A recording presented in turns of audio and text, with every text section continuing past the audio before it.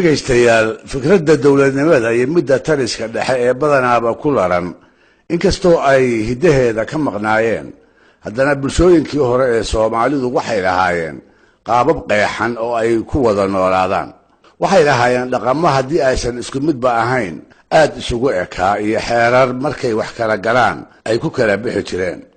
waxay u qaybsanaayeen tolal derisi ah oo daaqa biyaha iyo dagaankaba wadaaga kolkolka qaarkoodna inta kala sheegta ku loolama kuna dagaalama haddaba Soomaalidii hore dhexdeeda dhaqamadii ku gaamuray ayna ka sinayd waxaa ka mid ah hanaankii madaxnimo ee ay isku maamuli jireen waxa uu samaysmay qaabab la isugu taliyo oo dhaxaltooyo ku saleysnaa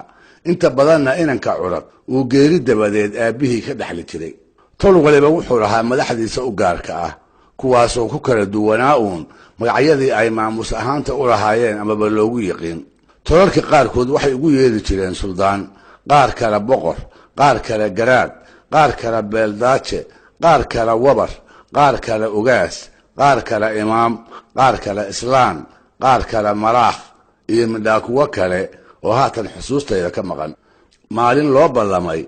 ayaa ku walba oo madaxda ka mid ah la caleema saari jiray isla goobtaasna way ku xoolayn jireen iyaga oo ka dhowraaya intuu saboolo inay ceebi ugu soo dhuumato ama marti soo tamadisay wax uu siiyo uu u waayo muddo markii la joogana dharaar loo ballamay ayaa loo dabaaldegi jiray oo fardaha dushooda loogu geeraari jiray waxay ahayd qaab lagu ogeysiin jiray inuu tolku wada okoban yahay oo tiisa uun lagu gowracan yahay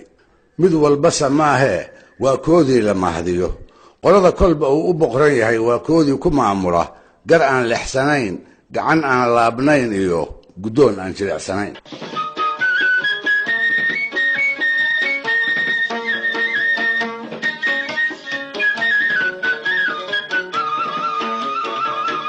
guud ahaan waxay ahaayeen rag aad loo maamuuso weedhoodana si dhab ah loo tixgeliyo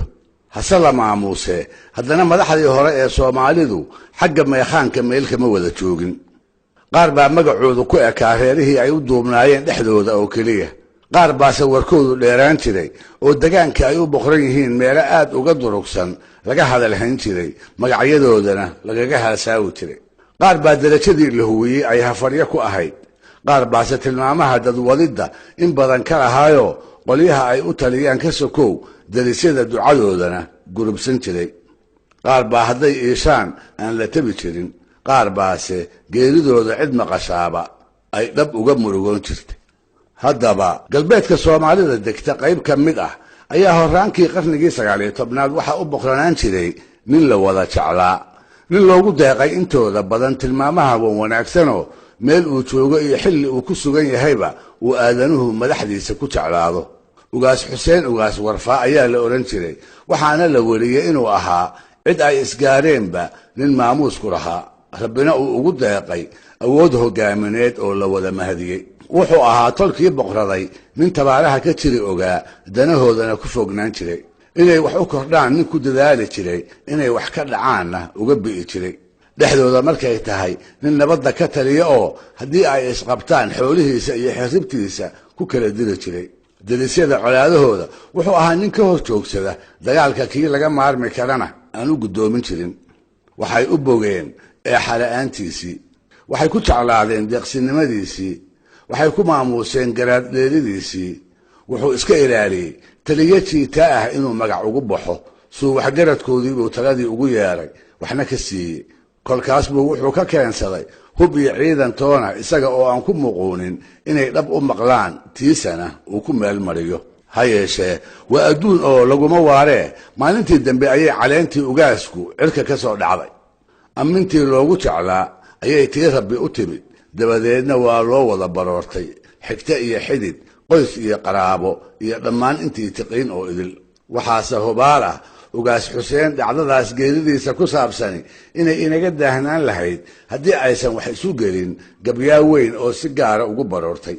aan kuu jilciye waxay walaala ahaayeen raaga ugaas Warfaa oo loo aqoonsan yahay boqorka maansada baroorta inuu ahaa kaasoo magaca walaalkii inta inagu soo simay weliba maansada Soomaalidana ku waariyey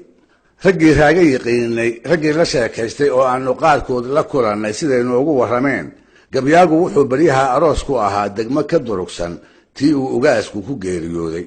ina nuuriyey gabar la oran jiray ayuu dhowaan guursaday, wuxuuna mindhismo ku ahaa isla reer xididkii dhexdooda.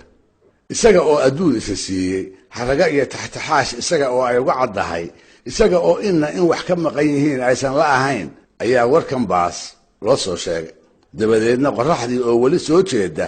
ayay isaga gudcur u noqotay. murugadii dhammaysay ayaa ka qarisay kul dhoweed dhir iyo xoolaba wixii agagaarka uga muuqday.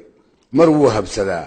mar kale wuu istaagaa, mar kalena jilbaha iyo calaacalaha ayuu dhulka ku mutaa. fadhi iyo sala joogba wuu ku xasili waayey ilaa ay fiid dambe noqotay oo cidii dugaaggu ay isu baxday. markaas buu u luuday halkii uu reerkiisii cusbaa ku ogaa. isaga oo aan gabadhii waxba u sheegin ayuu aqalkii dalaq yidhi oo madaxa iyo manjaha inta duubtay hoos ka ooyey. waxay u keentay doobi caana ah. isagoo aan la dhamin buu iska durkiyey. way ka beddeshayoo oodkac timir lagu jarjaray ayay soo agdhigtay. isagiina ma eegine wuu ka sii jeestay. mar saddexaad bay waxay ula soo gashay sarreen ay inta sonkor ku bilbishay ay haddana caano garoor ah ku gaacisay. show isagana socsocodkeeda ayaaba dhibaayey. dabadeedna maradii ku dandayd intuu iska qaaday ayuu dhowrkan meelis isaga aamusiyey. wuxuu yidhi, sonkor iyo sarreen malab leh iyo sixin ku iidaaman, naasabca saynab tii adari iyo timirtii reer saaxil haysiinin, soortii shifaan lagu sadaadoonne igana seexo, meela isalaanseedii kaa go'ine ama saadanimadii haween saacad bay toosi.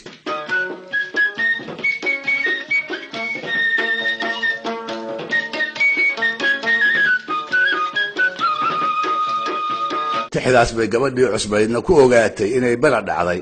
inaan raaga ahayn kii ay saaka barqadii kaftamayeen, kii ay farakacayaarayeen, kii ay isu qoslayeen oo foolkiisa iyo laabtiisuba ay u wada furaayeen. isaga oo aan waxba u sheegin ayay hubsatay wax aan fududayn inay ku soo kordheen. mar kale ayuu madaxa iyo manjaha duubtayoo hoos ka ooyey. ilaa waa berigiina midkoodna midkii kale juuq iyo jaaq uma uu odhan. aroortii markii la soo kackacay ayay odayadii reeraha ku carartay.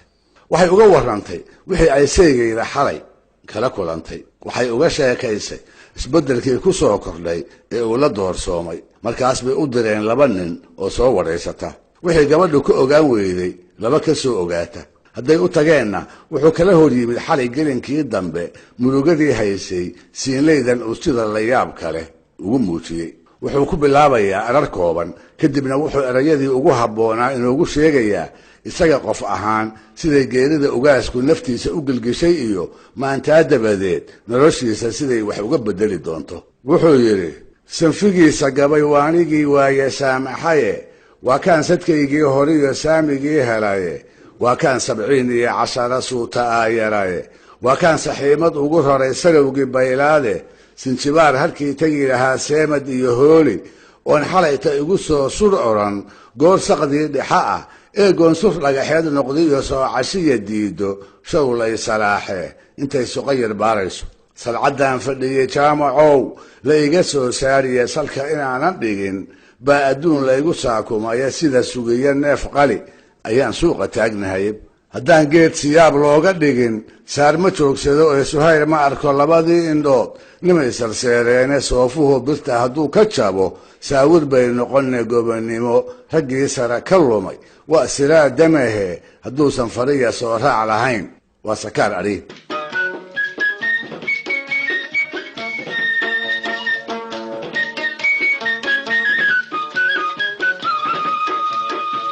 markaas buu xusuusanayaa qoys ahaan iyo qora ahaanba nabadii iyo barwaaqadii ay muddada dheer ku soo jireen. wuxuuna si cad inoogu sheegayaa in tan oo kale la soo gudboonaan doonto inaanu weligiiba soo rogin. haddana wuxuu ka calacalayaa maalinta shiranka la yahay ee xaajo ay qir iyo qir noqoto waxgaradkii tooda lagu kala dawoobi jiray inay uun aakhiro u bateen. sidoo kale wuxuu magac dhabayaa 2 nin oo rag horaad wada ahaa, kuwaasoo markaa ka hor sannado isu dhow reeraha ka geeriyooday, isaguna uu aad ugu tiiraanyooday. hase ahaatee siduu qabo giddigood oo la isku daray geerida ugaas xuseen ayaa isaga iyo reerahaba uga qoob cuslayd. markaasuu yidhi, wax dhanbaan salaamiya ahayn saafi nabadeed, dhaxaa sidii siiqda webisaana loo wadaye, amba saatan uunba idin noqon saabka kuma hayn sirta sabane oo saa damba ah amase saakuuna suxulkaa ka soo leef hadduu badowgu sooyaamo raggii kala sabaalayn jiray iyo sayn caddaamaray sanyaraan asaydiisa siday laba sabaanoodee soo toosiya aadan cunay sikhilkii gaabnaayee sooraame aar baa hafsaday sararihii nuure sabaankii dhoweyd yuusuf baan siigadii dhigaye sahal bay ahaayeen kuwaan saa u leeyahaye maantuu sallaankii u jabay samatar fooljeexab salsal igu bannaanaa mus iyo sud igu dayrayde soo jeedahan ku hurdi jiray sulubka geeriyooye sideen yeeli eebbow qalbigu iga silloonaye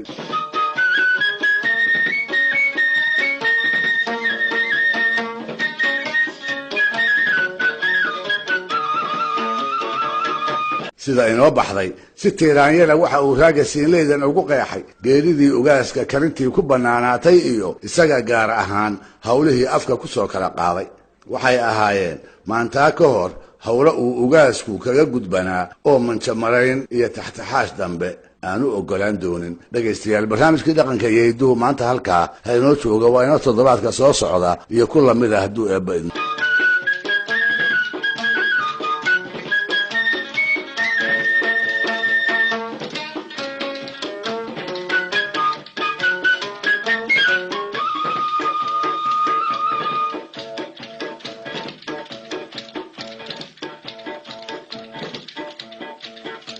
filanka la yahay ee xaajo ay qir iyo qir noqoto waxgaradkii tooda lagu kala dawoobi jiray inay uun aakhiro u bateen sidoo kale wuxuu magac dhabayaa dhowr nin oo rag horaad wada ahaa kuwaasoo markaa ka hor sannado isu dhow reeraha ka geeriyooday isaguna uu aad ugu tiiraanyooday hase ahaatee siduu qabo giddigood oo la isku daray geerida ugaas xuseen ayaa isaga iyo reerahaba uga qoob cuslayd markaasuu yidhi wax dhanbaan salaamiya ahayn saafi nabadeed dhaxaa sidii siiqda webisaana loo wadaye amba saatan unbay idin noqon saabka kuma hayn sirta sabane oo saa damba ah amase saakuuna suxulkaa ka soo leef hadduu badowgu sooyaamo raggii kala sabaalayn jiray iyo sayn caddaamaray sanyaraan asaydiisa siday laba sabaanoodee soo toosiya aadan cunay sikhilkii gaabnaayee sooraame aar baa hafsaday sararihii nuure sabaankii dhoweyd yuusuf baan siigadii dhigaye sahal bay ahaayeen kuwaan saa u leeyahaye maantuu sallaankii u jabay samatar fooljeexab salsal igu bannaanaa mus iyo sud igu dayrayde soo jeedahan ku hurdi jiray sulubka geeriyooye sideen yeeli eebbow qalbigu iga silloonaye